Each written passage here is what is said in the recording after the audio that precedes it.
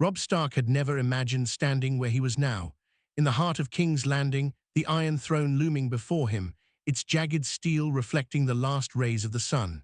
The city, once filled with the fear and arrogance of the Lannisters, was quiet, watching the young wolf carefully. The North had risen, and Robb had risen with it, claiming what so many had said was impossible, the Iron Throne for the North. The streets below were tense, filled with the murmurs of those who had served the Lannisters. Some bowed respectfully, hiding fear in their eyes. Others lingered, whispers following them like shadows. Robb had learned the harsh lesson of betrayal. At the Red Wedding, he had been stabbed not only by treachery, but by trust misplaced. That lesson now shaped him. Every glance, every word was measured, and nothing was taken for granted. He rested a hand on ice, the great Stark sword feeling its cold weight. It had been his father's, a symbol of the Stark legacy, and now it symbolized the responsibility of ruling an entire kingdom. The wind carried the scent of salt and smoke from the bay, a reminder that power was never without cost. Robb's mind wandered to his siblings. Sansa was hidden in the Vale, shielded from the danger and the politics of King's Landing, while Arya trained in secret, a restless shadow of vengeance. Their safety weighed on him more than any crown ever could. Robb's bannermen were gathered nearby, their loyalty tested by time and war. Roose Bolton had proven himself faithful when it counted most, but even he was a man known for quiet ambition. Trust was rare, and Robb knew the eyes watching him were never idle. Some lords whispered among themselves, calculating how they could benefit from the new king. Others merely waited, hoping the North's wolf would falter under the weight of ruling the Seven Kingdoms. The first council was tense. Lords from across Westeros, once bound to Cersei or Tywin Lannister, now bowed, some sincerely, others with masks of false respect. Varys the Spider had remained neutral, his silence both unsettling and comforting. "Your Grace," he said quietly, "a crown is not won by swords alone. It is the trust of those who bend their knee that holds it." Robb nodded, understanding. Every decision, every alliance now carried the weight of a kingdom's survival. Even as the sun set and King's Landing glimmered in candlelight, Robb felt a spark of hope. The North had always been seen as harsh and cold, yet under his rule, perhaps it could bring justice and strength to Westeros. Honor could still matter, even in a land built on treachery, but he knew shadows lingered, enemies watching, plotting, and waiting for the moment to strike. Robb Stark did not fear them. He had survived betrayal before, and he would survive it again. Tonight, the Iron Throne was his, and the North would not kneel. The days following Robb Stark's coronation were filled with a tension that never seemed to ease. King's Landing, once a city of certainty under the Lannisters, now teetered between obedience and unrest. Robb spent long hours in the council chambers, listening to the complaints and proposals of lords and ladies who had once served his enemies. Many of them were courteous, almost painfully so, but he could see the doubt lingering in their eyes. It was not hatred he feared most. It was patience and ambition cloaked in politeness, the kind of calculated waiting that could be more dangerous than open rebellion. He found himself missing Winterfell, where faces were honest and loyalty was often as sharp and dependable as the north wind. Here, every smile hid a question, every bow concealed a calculation. Despite the uncertainty, Robb knew that the North's influence would reshape the politics of Westeros. The bannermen who had followed him from the beginning were his anchor. Jon Umber, the youngest of his allies, had been loyal since the first battle outside Riverrun, and his blunt honesty was refreshing in a city where truth was always coated in strategy. Roose Bolton, cold and careful, had remained outwardly dutiful, but Robb watched him closely. He could not ignore the history of men who served loyally only until a better opportunity presented itself. He reminded himself constantly that ruling the Seven Kingdoms required more than courage on the battlefield. It demanded cunning, patience, and an understanding of human weakness that he had only begun to grasp. The first major challenge arose from the remnants of the Lannister influence. Cersei's supporters had not disappeared with her exile and the death of her family. They lingered in the shadows, negotiating quietly with lords who had yet to fully pledge allegiance to Robb. He received word that some of King's Landing's wealthiest merchants were funneling gold to unknown accounts, their loyalties uncertain. The Stark banners flying over the Red Keep were a symbol of victory, but they were also a provocation to those who still dreamed of reclaiming power. Every day, Robb wondered how many of his new subjects would bend and how many would strike when opportunity arose. Robb found some comfort in alliances with unexpected corners of the realm. Tyrion Lannister, the cleverest of his former enemies, had offered counsel. At first, Robb had been wary, remembering Tyrion's role in the intrigues that had plagued his family. Yet the small man's sharp mind and knowledge of the city's networks proved invaluable. "Power," Tyrion said one evening as they studied the city's maps and financial ledgers, "is less about swords and more about influence. You cannot hold this city with steel alone. You must hold it with understanding, with fear, and sometimes with mercy." Robb nodded, knowing that mercy was an unfamiliar companion in King's Landing. It was a city that measured strength through blood and deception, not honor. Yet even as he tried to secure the realm, Robb felt the pull of his family and the North. Letters arrived from Winterfell, reminding him that the people of the North had not forgotten their prince. They praised his courage, his victories, but also warned him of complacency. The North was patient, they could wait, but they expected their king to remain true to the Stark way. Robb realized that he was no longer just the young wolf. He was the king of the North, the ruler of the Seven Kingdoms, and the bridge between two very different worlds. Balancing these worlds was exhausting, but it was necessary. He could not afford to lose the loyalty of either. Amid the political maneuvering, personal challenges emerged. Sansa Stark had finally arrived in King's Landing under the protection of Petyr Baelish, her face pale but composed. Seeing his sister brought Robb a mixture of relief and worry. She had survived so much, and the court's intrigues were a far cry from the safety of Winterfell. Sansa's intelligence and sharp sense of strategy were invaluable, but Robb feared her vulnerability as well. Arya remained in hiding, training with masters of stealth and combat, her path unknown even to him. He worried constantly that she might take dangerous risks in the name of vengeance, a path that could undo all he had fought for. Robb's nights were restless, haunted by memories of those he had lost and the blood spilled to secure his place. The Red Wedding was never far from his mind, and he feared repeating mistakes made by the past. Every decision carried weight, not only for him, but for the legacy of House Stark.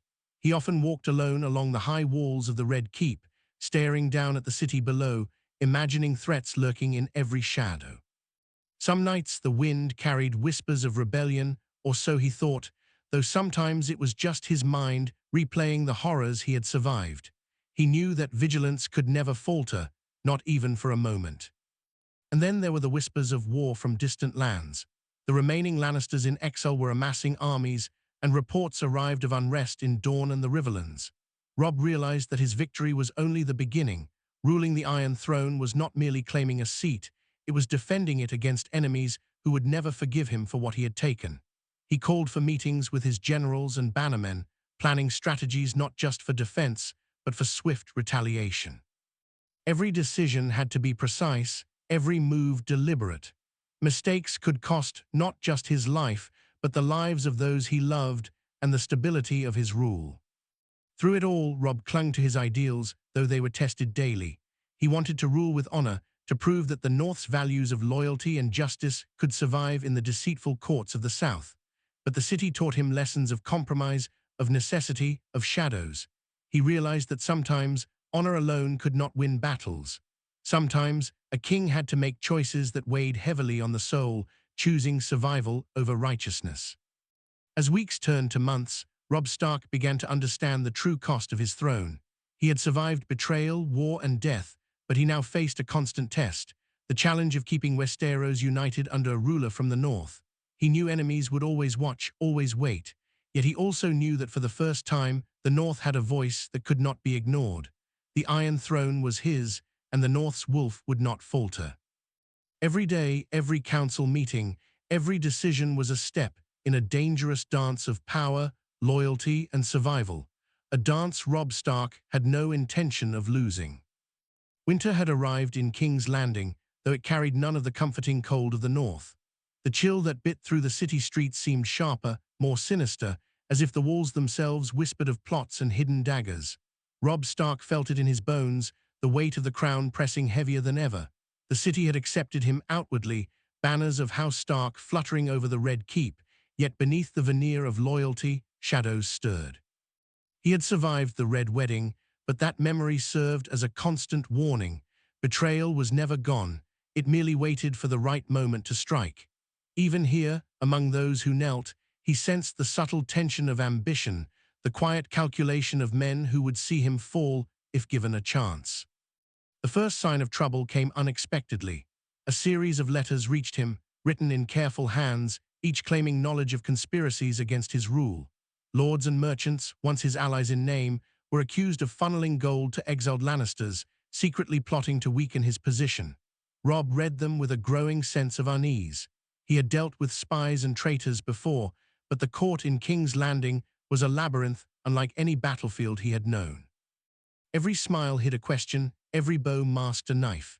He could no longer trust appearances. Loyalty had become a currency rarer than gold. Tyrion Lannister, now reluctantly acting as a counselor, warned him that the city thrived on whispers and shadows. Here, Tyrion said quietly one evening, truth is like water, easy to pour out but hard to hold. Everyone drinks it differently. Robb understood immediately, ruling this city would require more than honor. It would demand cunning, patience, and the readiness to strike when necessary. The first true test came in the form of an assassination attempt. One night, as Robb returned from the council chambers, a hooded figure lunged from the shadows, dagger glinting under the torchlight. Robb's instincts, honed by years of war, saved him. Ice flashed in his hands, the Stark blade cutting through the darkness, and the would-be assassin fell before he could strike. Yet it was not just the danger that unsettled him. It was the realization that the threat had come from inside the Red Keep. Someone among his supposed allies had dared to move against him. Trust, he realized bitterly, was no longer a luxury he could afford. Every decision, every conversation, would now carry the weight of suspicion. Robb's bannermen, ever vigilant, suggested swift retaliation, yet he held back. He knew the city was full of eyes, watching for any sign of weakness or cruelty to exploit. Instead, he convened secret meetings, questioning servants, guards, and advisors, piecing together the network of conspirators. Slowly, he began to uncover the threads linking disgruntled lords and merchants to the exiled Lannisters. He realized that power in King's Landing was unlike the North.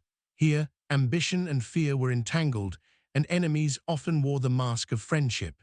The experience hardened him further, reinforcing the lesson that survival in the city required a mind as sharp as any sword. Meanwhile, Sansa Stark had begun adapting to life in the Red Keep. Her intelligence and tact were invaluable, helping Robb navigate the treacherous social politics that were alien to him. She observed, learned, and subtly guided him, often cautioning patience over rash action. "The South is not the North, Robb," she reminded him once during a private meeting in the quiet of the Solar. "Here, appearances matter as much as actions. The wrong word can cost a life or a throne." Her words struck him deeply, for he knew she spoke from experience, having survived captivity and manipulation. Her presence reminded him that his rule was not just about strength. It required diplomacy, observation, and occasionally cold calculation. Despite the dangers, Robb found moments of clarity in the strategy of governance. He began to reshape the city subtly, introducing northern practices where possible, ensuring fair distribution of resources, and subtly rewarding loyalty. The small acts of justice and order were not unnoticed, and even some southern lords began to admire his decisiveness. Yet every move was calculated, for he knew that praise in King's Landing was as fleeting as the winter wind. Ambition and resentment were constant companions here, and one wrong step could topple the throne he had fought so hard to claim. Arya's absence weighed on him more than Sansa's presence could ease. He had sent her to Bravos to train with masters of stealth and assassination, believing her survival and growth were paramount. Yet he feared that her fiery independence and hunger for revenge might lead her into danger without his guidance. Letters arrived sporadically, often vague, hinting at her training and travels, yet never enough to reassure him.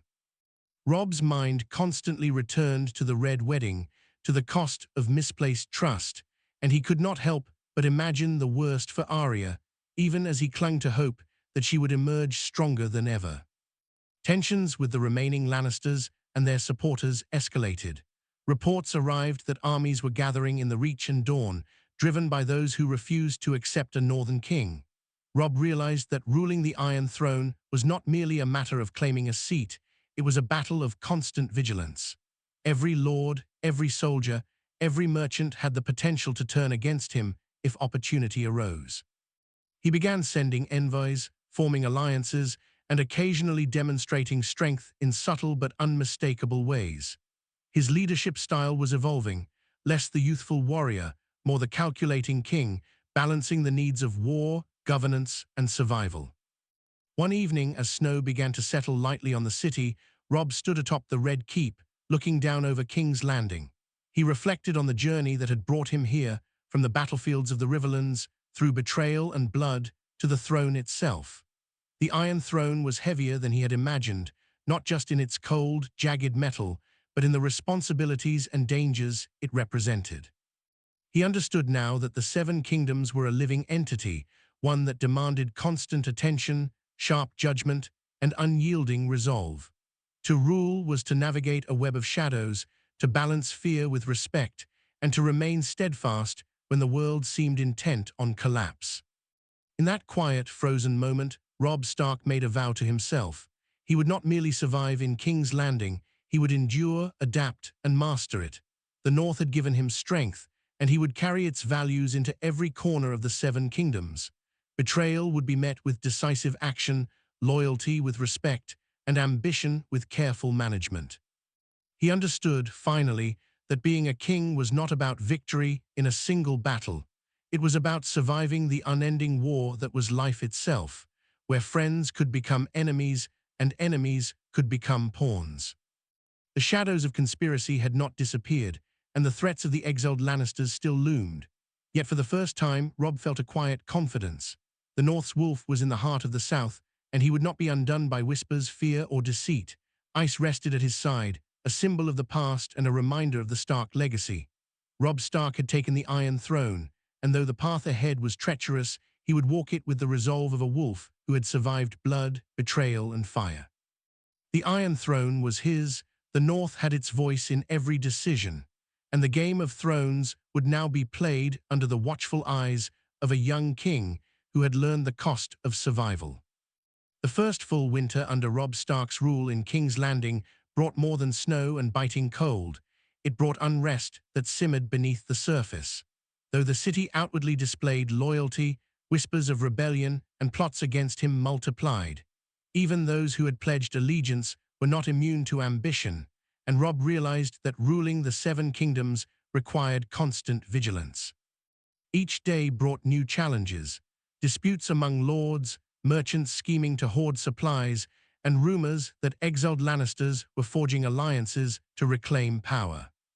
The North's straightforward ways of governance were met with skepticism in the South.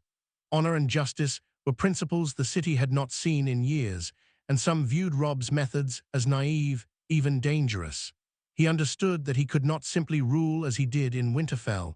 King's Landing demanded adaptability, strategy, and at times, cruelty. Robb convened frequent councils, seeking both counsel and intelligence. He relied on Sansa more than ever, her keen mind attuned to the subtle currents of the court. She advised patience, observation, and diplomacy, insisting that some battles were won not on the battlefield, but in whispered conversations and carefully written letters. Together, they navigated the treacherous waters of southern politics, weighing every decision for consequences both immediate and long-term. Yet even as they planned and deliberated, Robb's instincts as a warrior remained sharp. He knew that the city was filled with eyes and ears, and a single misstep could turn loyalty into betrayal. His nights were restless, haunted by the memory of the Red Wedding, and he often wondered if he had become as cunning as the Lannisters he had defeated, or if he would be destroyed for his inexperience. Tensions with the Southern Lords escalated when Robb attempted to redistribute wealth and lands in a way that favored loyalists and punished the disloyal. The Reach, long ruled by men with divided loyalties, resisted his decrees. Letters from the Tyrells arrived daily, their tone polite but laced with veiled threats. Robb summoned envoys to negotiate, but he was careful to project authority. Any hint of weakness would invite rebellion. He understood that fear could be as effective as loyalty, but it needed to be balanced with respect. He did not want to rule as a tyrant, Yet the city demanded that he demonstrate strength before plotting eyes. Ice, always at his side, became both a symbol and a warning. Those who would betray the North or Robb himself learned quickly that the wolf's patience had limits. Amid these challenges, Robb faced internal betrayal that cut close to the heart. Roose Bolton, once a steadfast ally, began to act in subtle ways that undermined his authority. Deliberate delays in sending troops, ambiguous reports, and private counsel to southern lords hinted at a man testing the boundaries of his loyalty. Robb confronted him carefully, aware that an open accusation could trigger a rebellion he could ill afford. Yet Roose's cold gaze and calculated words reminded Robb that even among the North's allies, ambition was never absent. The Stark king realized that ruling the Seven Kingdoms required constant assessment of motives, and that even those who had proven loyal could be swayed by opportunity or fear.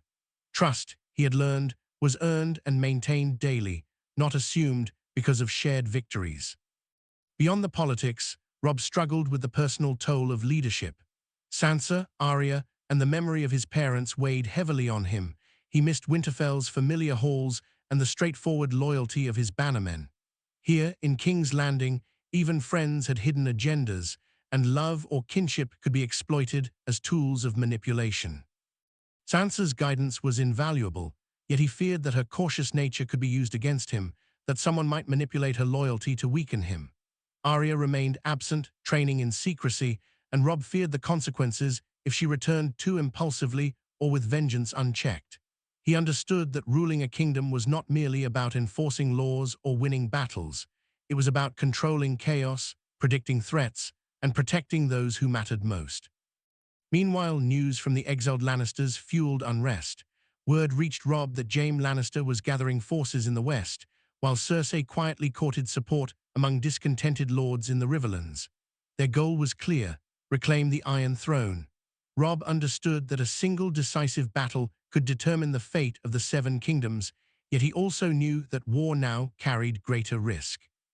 Unlike the battles he had fought in the north, this fight would be political as much as it was martial, with spies, traitors, and shifting allegiances complicating every move. He sent envoys to gather intelligence, positioning spies throughout the city and surrounding regions, and began preparing his bannermen for a conflict that could erupt at any moment. Every day felt like walking a knife's edge. Despite the constant tension, Robb began implementing changes that reflected his vision for a new Westeros. Laws that favored justice over corruption were reinstated, taxes were adjusted to benefit those loyal to him, and northern practices of governance, emphasizing honor, loyalty, and fairness, were subtly introduced. The people of King's Landing were cautious at first, suspicious of this young king from the north, yet gradually, some began to respect his fairness. It was a slow process, one that required patience and constant vigilance. He realized that the loyalty of the city could not be demanded. It had to be earned through visible strength, consistency, and a reputation for decisiveness. One evening, as the city slept under a thin veil of snow, Robb walked along the balcony of the Red Keep. The streets below were silent, yet he sensed the ever-present weight of the city's eyes upon him. He reflected on the journey that had brought him here, from the battlefields of the north and the Riverlands to the throne itself. He understood now that the Iron Throne was not a destination, but a state of constant survival. It demanded resilience, intelligence, and a willingness to make decisions that no young man should ever be asked to make. Yet for all its burdens, the crown also offered a chance to reshape Westeros, to prove that the North's values of honor and loyalty could survive even in the deceitful courts of the South. In the days that followed, Robb Stark solidified his power quietly, punishing conspirators with swift but measured justice, rewarding loyalty with lands and positions, and carefully balancing the ambitions of the southern lords against the needs of the north. He relied on Sansa's counsel and Tyrion's cunning, yet every decision rested ultimately on his judgment. The lessons of the Red Wedding remained vivid, and he knew that mercy or hesitation could be fatal. He had survived once by learning the hard way, and now he intended to survive again by being smarter, faster, and unflinchingly vigilant. Even as threats and conspiracies grew, Robb felt a quiet satisfaction in the subtle victories. Some lords who had resisted his authority began to recognize the wisdom and decisiveness of his rule. The city, though still filled with whispers and shadows, began to respond to the presence of a king who was both firm and fair. Robb realized that his role as king was not just to enforce power, but to command respect through action and principle. It was a delicate balance, one that required constant effort, patience, and unwavering focus. And through it all, he never forgot Winterfell or the North. His bannermen, his family, and the lessons of his father and mother guided him in every decision. Robb Stark had taken the Iron Throne, and he knew that maintaining it would demand more than courage. It required vigilance, cunning, and the ability to navigate a world that was far more dangerous than any battlefield he had faced. The Iron Throne was his, but its weight reminded him daily that ruling the Seven Kingdoms was a test of both strength and wisdom, and failure could come as silently as a dagger in the dark. Winter deepened across King's Landing, bringing a brittle chill that crept into every corner of the city. Robb Stark had grown accustomed to the weight of the Iron Throne pressing down on him, but now the challenges escalated beyond political maneuvering and whispered threats. Open defiance was beginning to appear among southern lords who refused to fully bend the knee to a northern king. The Tyrells, ambitious and patient, began rallying support in the Reach, subtly encouraging smaller lords to resist Robb's decrees. Even some Riverland houses, once quiet followers during his campaigns, started questioning his authority, emboldened by the idea that a Stark king might be overextended. Robb realized with a bitter clarity that holding the Iron Throne would be far harder than claiming it. Leadership required not just strategy and wisdom, but relentless attention to every corner of the kingdom, lest ambition turn to rebellion. The first signs of open resistance came in the form of petitions and demands, written with courteous language but carrying unmistakable defiance. Lords requested exemptions from northern laws, arguing that their customs differed and that Robb's decrees were unsuitable for the South. Robb convened meetings with his council, carefully weighing responses. Tyrion, ever cunning, advised patience and manipulation, suggesting that the southern lords be drawn into alliances that appeared voluntary rather than enforced. Sansa supported this approach, offering keen insight into how to balance fear and respect. Yet Robb could not ignore the restless glances of those at court or the subtle threats that seemed to linger in every polite bow. He realized that to maintain control, he had to prove strength without alienating the people whose loyalty he required. Amid this political turbulence, Robb's personal life offered little respite. Sansa had grown into a careful, capable advisor, but her presence reminded him constantly of the dangers his family faced. Arya was still absent, traveling in secrecy, and each day without her felt like a risk to both their safety and her own growth. The lessons of the Red Wedding haunted him. He knew that family bonds could be exploited, and he remained vigilant against anyone attempting to use his siblings as leverage. Nights in the Red Keep were sleepless, filled with contemplation and planning. Robb often wandered the balcony, staring down at the flickering torchlight in the streets below, imagining threats that might already be moving in the shadows. The city was alive with plots, conspiracies, and ambition, and he could not afford to rest even for a moment. The first act of overt rebellion arrived in the form of a coalition of Riverland lords who had quietly gathered men and weapons. They sent envoys with veiled ultimatums, challenging Robb's decrees and asserting that northern kings had no right to rule the south. Robb listened calmly, analyzing every word, every expression. The moment demanded decisiveness, and he knew that hesitation would invite bloodshed. He ordered his bannermen to mobilize, subtly positioning forces in strategic locations, while sending envoys of his own to sow doubt among the rebels. His strategy was careful, measured, and calculated, war without reckless violence, but with unmistakable warning that disobedience would carry severe consequences. As tensions mounted, Robb faced threats not only from external opposition, but from within his own court. Roose Bolton's subtle undermining continued, and other northern bannermen occasionally wavered under the strain of managing a southern kingdom. Robb confronted them quietly, aware that public confrontation could fracture alliances. He had to remind himself constantly that ruling required control over both perception and action. Every decision, from troop placements to council appointments, was scrutinized not just for practical effect, but for symbolic weight. The Seven Kingdoms were a delicate balance of fear, respect, and influence, and he had to maintain all three without faltering. Amid these trials, Robb attempted to establish a sense of order that reflected the values of the North. Laws were rewritten to favor fairness, corruption punished, and loyal subjects rewarded. Northern bannermen, while loyal, were sometimes impatient, struggling to understand the subtlety required in Southern politics.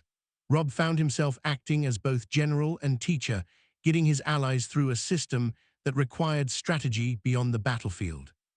He understood that victory in war was simpler than victory in governance. In battle, loyalty could be commanded. In court, it had to be negotiated. Even as he worked to maintain control, the exiled Lannisters grew bolder. Jaime Lannister, leading forces in the west, began raiding key territories, testing Robb's reach and responsiveness. Word came that Cersei was quietly building alliances in the Riverlands, offering promises of power and revenge to those discontent with the Northern King. Robb realized that these skirmishes and political machinations were not mere threats. They were a war unfolding across multiple fronts, one that required both tactical skill and unrelenting vigilance. Every day became a test of endurance, as he balanced the demands of governance with the necessity of preparing for inevitable conflict.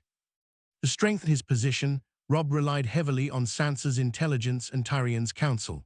Together, they implemented measures to monitor potential rebels, both northern and southern, using spies and informants to uncover plots before they could materialize. This network of intelligence became as crucial as any army, allowing Robb to anticipate actions and prepare responses with precision. He discovered that control was as much about information as it was about force. A whispered warning, a timely intervention, or a cleverly planted rumor could turn the tide in his favor without spilling blood. Despite the constant tension, Robb found rare moments of reflection. Walking alone in the red keeps quiet halls, he thought of Winterfell, of the simplicity and honesty of the North, and of the family he fought to protect. His parents' lessons echoed in his mind. Honor was valuable, but survival often required bending rules and making difficult choices. The Iron Throne demanded not just courage, but wisdom, patience, and a willingness to face moral compromises. Robb understood that each decision, each act of strategy, carried weight that could ripple across the Seven Kingdoms. The rebellion in the Riverlands finally reached its peak with a minor battle outside Harrenhal. Robb's forces, well prepared and strategically positioned, overwhelmed the rebels with minimal casualties.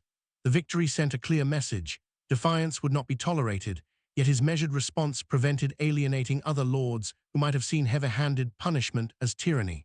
The balance between fear and respect had been maintained, but Robb knew that this was only one of many tests to come.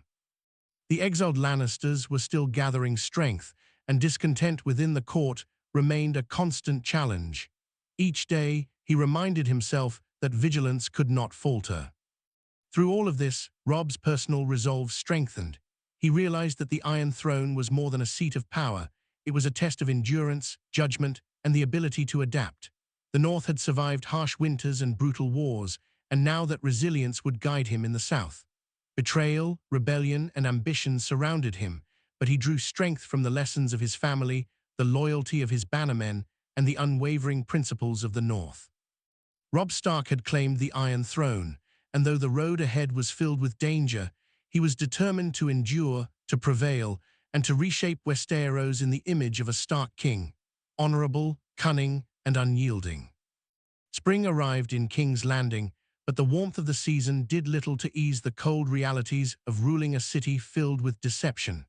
Robb Stark had learned that the Iron Throne was less a symbol of victory and more a crucible, testing every strength and flaw he possessed. Despite the temporary calm after the Riverlands rebellion, threats continued to accumulate, now more insidious than before. Assassination plots and secret alliances formed in shadows reminded him daily that survival in the South demanded constant vigilance. He moved with caution, trusting few, and scrutinizing even his closest advisors. Roose Bolton's subtle defiance had not ceased, and some of the older northern lords were beginning to question the practicality of northern ideals in a southern court. Robb recognized that patience and cunning were as important as strength and honor, and he resolved to sharpen both, using every resource at his disposal. The first serious threat came in the dead of night, when one of his trusted guards discovered a plot to poison him during a council dinner. The conspirators had hidden vials in the kitchen, intending to strike while Robb was distracted by formalities. The news was alarming, but Robb remained calm, treating it as both a warning and an opportunity. He increased security in subtle ways, rearranged council schedules, and ordered discreet interrogations of servants and attendants. His bannermen were tense but obedient, aware that even minor mistakes could have fatal consequences in the city. Robb realized that the very people who were sworn to protect him could unknowingly allow betrayal, and that vigilance could never be relaxed. Every day was a test of intuition, perception, and timing, and failure could mean death. In response to the growing dangers, Robb began forming more deliberate alliances with southern lords who could counterbalance rebellious forces. He reached out to minor houses in the Crownlands and the Reach, offering lands and titles in exchange for loyalty and support. Many were hesitant at first, wary of a northern king, but Robb's reputation as the young wolf and his decisive victories had begun to earn him respect. Sansa Stark played a crucial role in these negotiations, using her insight into southern culture and diplomacy to craft agreements that felt voluntary rather than coerced. Together, they carefully balanced concessions and authority, ensuring that allies were invested without appearing weak. Meanwhile, intelligence from exiled Lannisters continued to flow into the Red Keep. Jaime's army in the west was growing, and Cersei's manipulations in the Riverlands were more aggressive than previously thought. Robb realized that war was inevitable. The question was not if, but when. Preparation became his obsession. He trained his soldiers personally, drilling them in both northern tactics and new strategies suitable for southern terrain. He ordered fortifications around key cities, instructed bannermen to maintain reserves of food and weapons, and ensured that loyal spies were embedded in every potentially rebellious house. His nights were long and sleepless, filled with maps, reports, and calculations, yet he found determination in each challenge. Failure was no longer an abstract possibility. It was a threat that could destroy not only him, but the people and ideals he had fought so hard to protect. Even as he prepared for external conflict, Robb could not ignore internal threats. Roose Bolton's loyalty remained questionable, and subtle resistance from other northern bannermen persisted. Robb addressed them carefully, balancing private admonishments with public trust. He knew that openly punishing one of his closest allies could fracture northern unity, yet inaction risked allowing dissent to grow. He began to rely more on spies and intelligence networks to monitor potential betrayal, quietly gathering evidence and timing interventions for maximum effect. The city itself had become a chessboard, and every move required calculation, foresight, and the ability to anticipate both visible and hidden threats. Amid these political and military concerns, Robb Stark was also tested on a personal level. Sansa had grown stronger in her role, yet Robb could see the strain of constant vigilance on her. The tension in the Red Keep was palpable, and the young king often felt isolated despite the councils surrounding him. He missed the straightforward loyalty of Winterfell, the clarity of the North, and the simplicity of knowing where danger lay. Here in the South, danger was everywhere, often hidden behind smiles, courtesy, and politeness. He had learned that ruling was not merely about strength or honor. It required constant calculation, observation, and when necessary, ruthless action. As spring deepened, Robb's fears of assassination became reality. A coordinated attempt was made on his life during a public ceremony in the courtyard. Hidden crossbows and concealed blades were aimed at the Stark King, and the chaos could have been catastrophic. Yet Robb's vigilance and intuition saved him once again. Ice flashed in his hands, cutting down one would-be killer, while guards intercepted others before they could strike.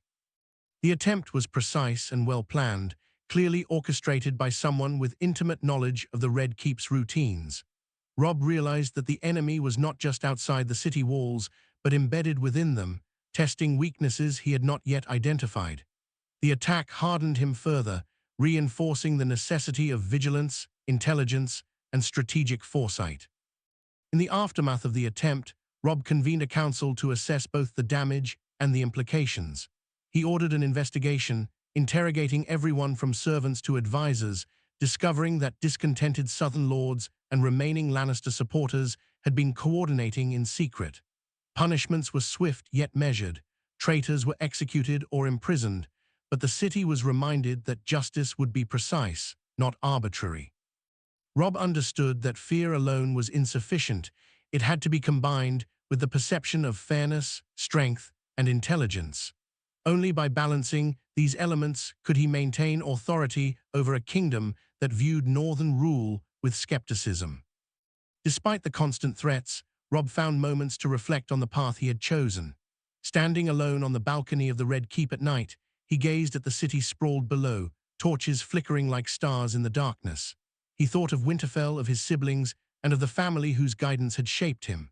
He understood now that ruling was not about glory or triumph.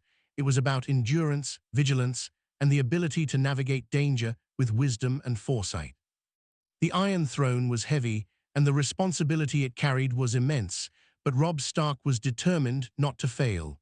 He would endure, adapt, and overcome, for the North had given him strength, and Westeros would learn to respect both him and his house. As the threat of rebellion and assassination loomed ever closer, Robb's determination solidified into a quiet, unshakable resolve. He understood that survival demanded strategy as much as courage, and that every decision could alter the fate of the Seven Kingdoms. The Iron Throne was his, but it would not remain unchallenged. With Ice at his side, Sansa's guidance, Tyrion's counsel, and the loyalty of his northern bannermen, Robb Stark faced the coming storm with the resolve of a wolf, tempered by the wisdom of war and the lessons of betrayal. King's Landing was filled with shadows and whispers, but the Wolf of Winterfell would not falter, and the Iron Throne would not be taken from him lightly. The heat of summer had arrived in King's Landing, and with it came a storm of unrest that threatened to engulf the city. Robb Stark had faced assassination plots, rebellious Southern lords, and the lingering threat of exiled Lannisters, but now the challenge escalated. A full-scale rebellion had begun to take shape. Word arrived that houses in the Reach and Dawn had quietly raised armies, encouraged by promises from Cersei and the few Lannisters who still held influence in the West. The streets of King's Landing were tense, filled with merchants and courtiers whispering rumors of betrayal, and Robb realized that the city, for all its outward calm, was a tinderbox ready to ignite. He convened his council immediately, laying out the intelligence reports and calling for strategies to counteract the threat. Tyrion advised diplomacy and deception. Sansa stressed careful observation and measured response, but Robb knew that at some point force would be necessary. Leadership demanded action, and he could no longer delay. Robb's northern bannermen, while loyal, struggled to adjust to the politics of the South. Many had fought alongside him in battles that were straightforward, where loyalty was tested by steel and courage. Here in King's Landing, loyalty had to be measured by subtle cues, hidden messages, and unspoken promises. Roose Bolton remained an enigma, his loyalty seemingly steadfast, yet still shadowed by his reputation for caution and ambition. Robb confronted him privately, making it clear that any hint of disloyalty would have immediate consequences. Roose's cold, calculating response reassured him slightly, but the wolf knew better than to ever fully trust a man like Roose. Even among allies, vigilance was essential, and betrayal could come from the most unexpected quarters. The rebellion began subtly, with skirmishes along the borders of the Reach and Dawn, as smaller houses tested Robb's response. His forces moved quickly, suppressing attacks with precision and minimal bloodshed. Yet the real battle was not always fought with swords. Diplomatic maneuvering became just as crucial, as Robb sought to sway undecided lords and prevent the rebellion from gaining momentum. He offered positions, titles, and resources to those who might waver, demonstrating strength while carefully balancing generosity and authority. The lessons he had learned in the North were invaluable here. Trust must be earned, loyalty nurtured, and fear tempered with respect. Even as he prepared for open conflict, Robb faced internal strife that threatened to undermine his rule. Rumors of treachery circulated among courtiers, suggesting that some of his advisors might secretly be feeding information to the exiled Lannisters. Robb addressed these threats with a combination of subtlety and decisiveness.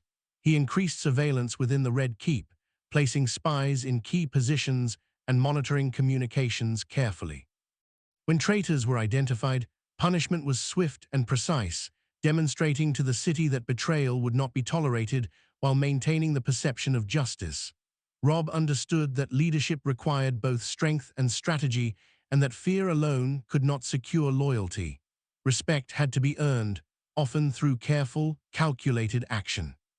Amid these political and military challenges, Robb struggled with the personal cost of leadership. Sansa remained a steady presence at his side, getting him through court intrigue and providing insight into the subtleties of southern politics. Yet even her intelligence could not shield him from the constant tension. Nor the knowledge that Arya was still absent, training in secrecy. Robb feared that his sister might act impulsively in pursuit of vengeance, potentially endangering both herself and the stability he had fought to achieve. Letters from Arya arrived sporadically, often cryptic, hinting at her progress, but never providing reassurance. The distance between them was a source of constant anxiety, a reminder that family and governance were deeply intertwined, and that the safety of his siblings weighed heavily on his decisions. The rebellion escalated further when Cersei, in exile, began sending envoys to negotiate secretly with discontented southern lords, promising wealth and revenge in exchange for support. Robb understood that she was a master of manipulation, capable of turning allies against him with subtlety and cunning. He instructed his own envoys to counteract her influence, offering alternatives that appeared advantageous yet reinforced loyalty to his rule. Each interaction, each negotiation, became a delicate game of strategy, with outcomes that could shift the balance of power across the Seven Kingdoms. Robb realized that his strength as a Northern king was being tested not just on the battlefield, but in every conversation, letter, and subtle exchange of promises and threats. The first major battle of the rebellion occurred on the outskirts of the Riverlands. Robb's forces, trained and disciplined, met the rebellious armies with precision and determination. The fighting was fierce, yet Robb's strategy minimized casualties while demonstrating the effectiveness of his leadership. The rebels were driven back, their coordination disrupted by intelligence gathered by spies and careful planning by Robb and his council. The victory, while decisive, carried a cost. It reminded him and the city that ruling the Iron Throne required constant vigilance and that opposition could never be underestimated. Even as the battle ended, Robb knew that the struggle was far from over. In the aftermath, he strengthened fortifications, stationed loyal northern troops in key positions, and reinforced alliances with houses that had proven steadfast. Sansa and Tyrion helped coordinate political efforts, ensuring that the city remained stable while the army secured the borders. Robb understood that consolidating power required a balance of military strength and political diplomacy. The city had to recognize both his ability to defend it and his capacity to govern justly. He realized that the Wolf of Winterfell now ruled a realm where loyalty was fragile, ambition relentless, and betrayal a constant threat. Every decision, every move, had to be measured with care and executed with precision. Amid the chaos, Robb reflected on the lessons he had learned. Honor, courage, and loyalty, values of the North, remained central to his identity, yet he had adapted, understanding that ruling the Seven Kingdoms demanded more than battlefield skill. Survival required intelligence, patience, and a willingness to act decisively when necessary. He understood the heavy burden of leadership, the toll of constant vigilance, and the moral compromises demanded by power. Yet for all the dangers and challenges, he remained resolute. The Iron Throne was his, the North's wolf would not falter, and Westeros would come to respect a king who combined the strength of the North with the cunning needed to survive in the South. As summer gave way to early autumn, Robb Stark's rule was tested more than ever. Rebellion, intrigue, and assassination plots remained constant threats, yet he navigated each with a careful blend of strategy and decisiveness. The lessons of betrayal, survival, and leadership from his past battles guided every action, every decision. The Wolf of Winterfell had not only survived the Red Wedding, but had taken the Iron Throne, and now he faced the greatest challenge of all, proving that a northern king could endure, govern, and ultimately unite the fractured realm. With Ice at his side, Sansa's counsel, Tyrion's cunning, and the loyalty of his bannermen, Robb Stark faced the storm with unwavering determination, ready to defend both his crown and the values that had defined his house for generations. Autumn had settled over King's Landing, painting the city in muted tones of amber and grey, but the cool air did nothing to soften the tension that gripped the Red Keep. Robb Stark had grown accustomed to the constant pressure, yet even now he could feel it tightening like a vice. Reports arrived daily of unrest in the Reach, murmurs of discontent in Dawn, and the ever-present whispers of Lannister loyalists plotting in secret. Despite victories on the battlefield and the consolidation of his southern allies, Robb knew the Iron Throne was never fully secure. Power in King's Landing was a living thing, one that demanded constant attention and a readiness to act with both speed and precision. Each day brought new intelligence, new opportunities, and new threats, and the weight of leadership was inescapable. Robb spent long hours in his chambers, poring over maps of the kingdom, letters from bannermen, and reports from spies. The city had become a chessboard, each house a piece with potential to move in unpredictable ways.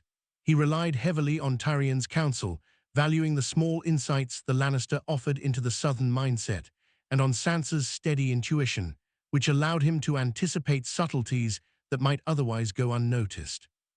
Yet even with their guidance, he knew that no plan could guarantee success.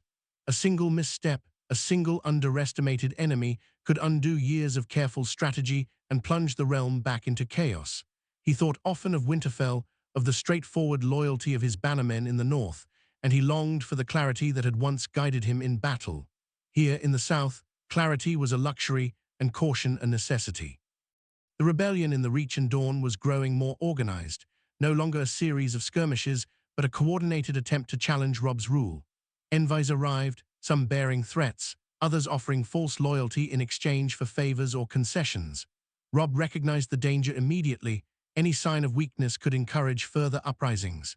He called his bannermen and loyal southern lords together, instructing them to patrol borders, secure key cities, and remain vigilant. He emphasized the need for both strength and diplomacy, cautioning that unnecessary cruelty could fuel resentment, while hesitation could invite disaster.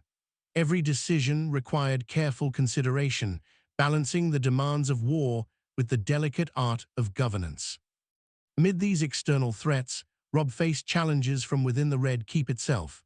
Servants, minor officials, and even some advisors had been quietly swayed by Lannister gold or promises of power.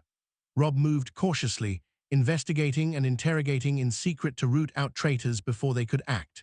When discovered, punishments were swift and calculated, designed to reinforce his authority without creating unnecessary fear.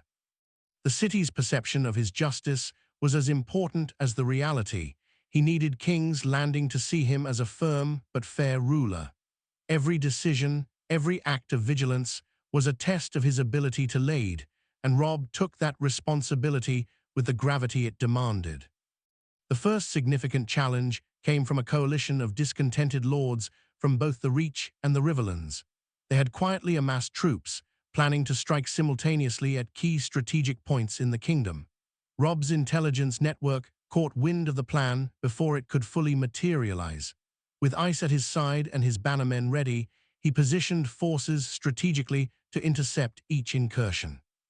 The battles were swift and precise, executed with a combination of northern discipline and southern strategic insight. The rebels were driven back, yet Robb understood that these were only the opening moves in a much larger game. The city itself remained a delicate ecosystem of loyalties and ambitions, and even with victory on the battlefield, he could not allow complacency. In the midst of this, Robb found himself reflecting on the cost of power. Leadership had transformed him from the young wolf who had once fought for the North into a king who had to balance morality with pragmatism. Decisions once simple now carried weighty consequences, choosing whether to spare a rebel lord, deciding when to deploy troops, calculating the trustworthiness of advisors. Every action rippled through the Seven Kingdoms, and the Iron Throne demanded that he act with precision, foresight, and sometimes ruthless efficiency. He missed the clarity of Winterfell's snowy forests, the certainty of battles where honor and courage determined outcomes, not whispers and deception. Yet he understood that survival in King's Landing required adaptation. Sansa's guidance remained invaluable. Her understanding of southern politics and her ability to read courtiers' expressions allowed Robb to anticipate threats before they could fully manifest. Together, they reinforced alliances, brokered peace with wavering lords, and ensured that the city continued to function even under the looming shadow of rebellion. Tyrion's counsel added an additional layer of insight, providing strategies that leveraged deception, rumor, and the intricate politics of the South. Robb realized that ruling was now a combination of warrior instinct and subtle manipulation, a balance he had never fully appreciated until now. As autumn deepened, whispers of betrayal and plots against Robb's life increased. Letters arrived detailing supposed conspiracies among those closest to him, some true, others exaggerated by fear or ambition. Robb investigated each claim meticulously, knowing that acting too quickly could alienate loyalists while acting too slowly could endanger his life. He discovered several minor plots, each thwarted with careful planning, demonstrating to the city that the Wolf of Winterfell would not be undone by intrigue. Even as he solidified his rule, he knew the most dangerous challenges were not armies in the field, but traitors hiding in plain sight. One night, a particularly alarming message arrived. A group of assassins had infiltrated King's Landing, hired to strike during a feast meant to celebrate loyalty and unity among southern and northern houses. Robb acted immediately, cancelling the public event under the guise of illness, deploying trusted guards throughout the city, and quietly interrogating those who might have knowledge of the plot. The conspirators were discovered and eliminated before they could act, but the attempt reinforced the fragile nature of his rule. Every day, Robb realized, demanded vigilance, foresight, and an understanding that the Iron Throne was as much a symbol of constant danger as it was of power. In the quiet of the Red Keep, Robb often reflected on the transformation he had undergone since arriving in King's Landing. The young wolf who had once fought straightforward battles for the North had become a king navigating a world of shadows, whispers, and unending intrigue. The responsibilities weighed heavily, yet they also strengthened him. He had learned to combine the honor and values of the North with the cunning required in the South, and he had begun to see the Iron Throne not merely as a prize, but as a tool to shape Westeros according to his vision. He understood that power came at a cost, yet he was determined to endure, to adapt, and to prove that a Stark could not only survive, but thrive in the heart of a realm filled with deceit. Even as autumn turned toward winter, the threats persisted. Rebel armies remained, exiled Lannisters continued plotting, and internal conspiracies brewed in the shadows. Robb Stark, however, had grown into his role, blending vigilance, intelligence, and northern resolve.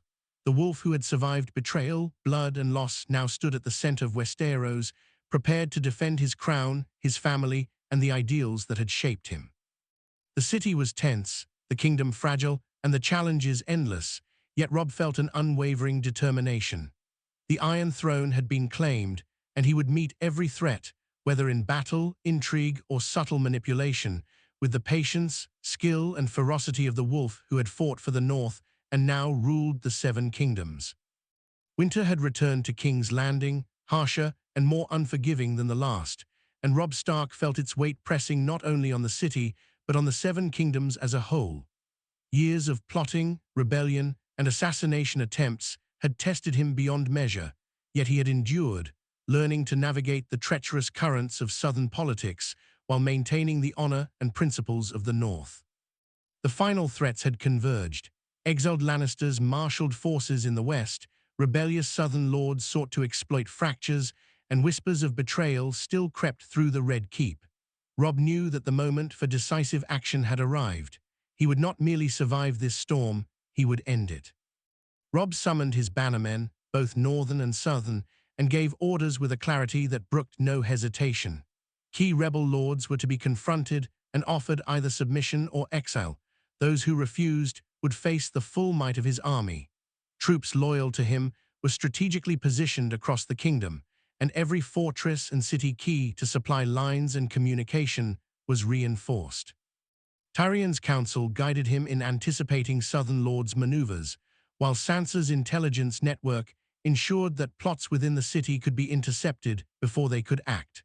For once, the Iron Throne was secure not only because of strength, but because of preparation, patience, and the skill Robb had honed over years of unrelenting vigilance. The battles that followed were decisive yet tempered with precision. Rebel armies, confident in their numerical advantage, were met by Robb's disciplined forces, using tactics that combined northern resilience with southern ingenuity. Key victories were won swiftly, minimizing unnecessary loss of life while demonstrating the might and resolve of the Stark king. News of these victories spread quickly, and the remaining wavering lords, witnessing the strength and decisiveness of Robb's rule, pledged allegiance to him. Cersei and Jaime, their forces scattered and weakened, fled westward, unable to regain a foothold against a king who had learned the hard lessons of betrayal and survival. Within the Red Keep, Robb took care to consolidate power without crushing hope.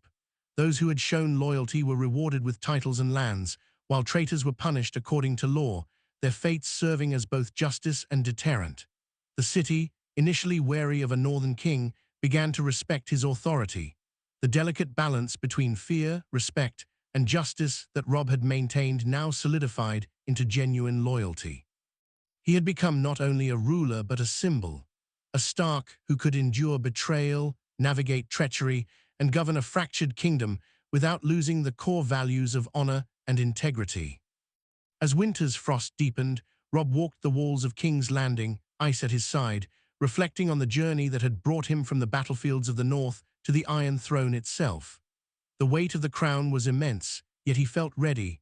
He had faced assassination, rebellion, and betrayal, and he had emerged stronger, wiser, and unshakably determined. The kingdom was no longer in chaos, though vigilance would always be necessary, but the Wolf of Winterfell had proven that the North's values could survive and even thrive in the heart of the South. Robb had transformed from a young king, tested and scarred, into a ruler capable of shaping Westeros with vision, strength, and unwavering resolve. Finally, in a rare moment of quiet, Robb reunited with his siblings. Sansa stood beside him, a trusted advisor and partner in governance, while Arya returned from her travels, tempered by skill, experience, and survival. The reunion was more than familial, it was the restoration of the North's spirit within the kingdom. Together, they looked out over the city, the banners of the North flying alongside those of loyal southern houses. The Stark legacy, once threatened with extinction, now commanded the heart of the Seven Kingdoms. Robb knew that peace was temporary, that challenges would always arise, yet he had proven that with wisdom, courage, and unyielding vigilance, the North could not only endure but lead. Robb Stark, young Wolf of the North, King of the Seven Kingdoms, had claimed the Iron Throne, not through treachery or deceit, but through resilience, honor, and the hard-earned lessons of survival. Westeros had witnessed a new kind of rule, one where strength was balanced by justice, cunning by fairness, and power by principle. The story of the North's wolf on the Iron Throne would be remembered not as a tale of conquest alone, but as the story of a king who faced impossible odds, endured every betrayal, and reshaped a fractured realm with wisdom and strength. And as snow fell softly over King's Landing, Robb Stark knew that he had not merely survived history, he had changed it.